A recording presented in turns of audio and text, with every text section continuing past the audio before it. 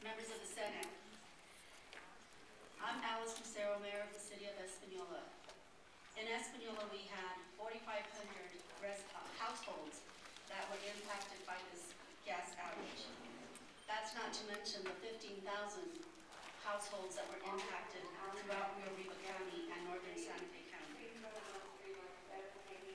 Today, as far as we know, within the City of Espanola, we still have 12 residents who do not have service, either because of frozen water pipes, water heaters that have to be replaced, or furnaces that aren't working. These people are people on fixed incomes. They need money today, not in 3 months, not in 2 weeks, not in 6 months.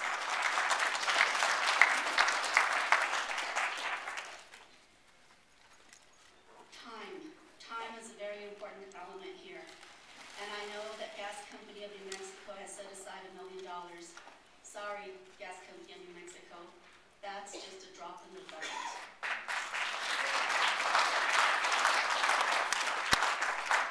The City of Espanola, to date, and this figure keeps rising, has incurred over $60,000 in damages to our facilities. Local businesses were closed.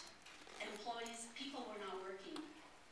We can't even begin to quantify the loss in revenue to the city from that revenue that we didn't get. Our gross receipts have been plummeting for the last several years. In the last few months, they have been declining. And now we have businesses that were closed for 7 days. How are we going to recoup those losses?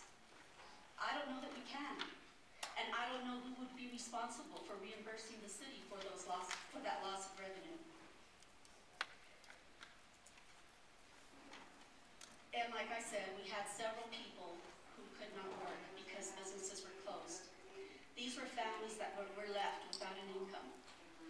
I am hoping that these businesses can pay them, and then the businesses can recoup their losses by requesting damages and be reimbursed through the claims process.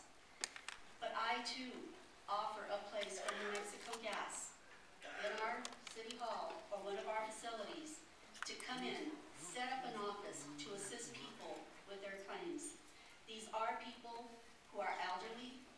Some of them may not be able to know how to read.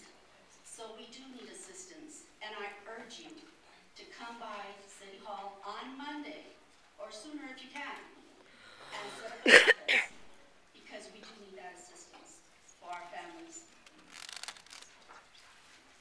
I appreciate the efforts of our governor and her staff.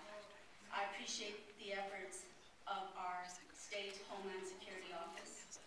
I know that Governor Susana Martinez offered assistance early on and it was rejected.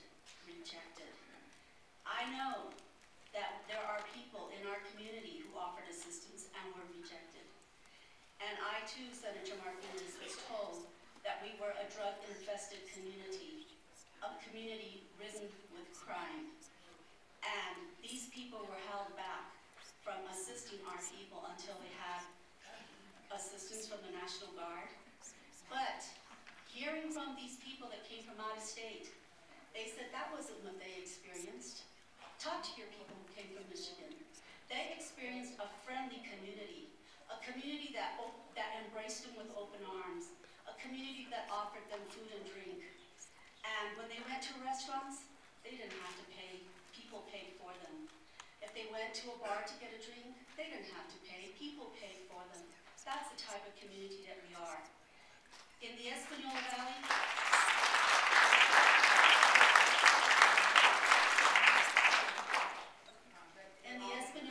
we tend to be a people that take care of ourselves. Families take care of families, friends take care of friends, neighbors assist neighbors. In this case, we couldn't have done it without the aid of the New Mexico National Guard, without the aid of police and firefighters that came into our community to expedite the process. We certainly appreciate those efforts. As far as a shelter is concerned, I heard about this, by the way, Thursday morning from a business member calling and asking, is it true? Is it true that they're turning off our gas? It's like, what are you talking about? You know, it just seemed impossible. Well, I started making some calls, and I came to find out, yes, it was true.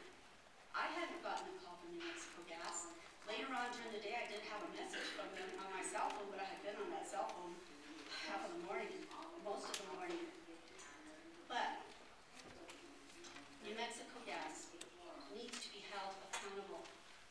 Accountable for the lack of planning, for refusing assistance from the state governor, from local entities, for not accepting that assistance in the beginning.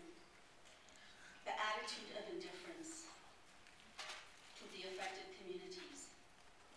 The big question still remains unanswered as far as I'm concerned. Why?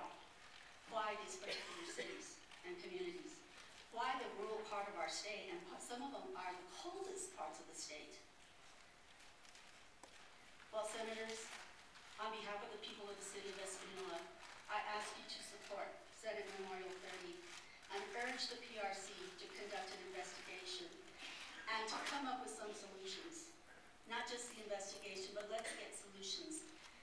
Let's make sure that measures are set in place so that this does not happen again. Thank you very much for your time, and I appreciate it very much.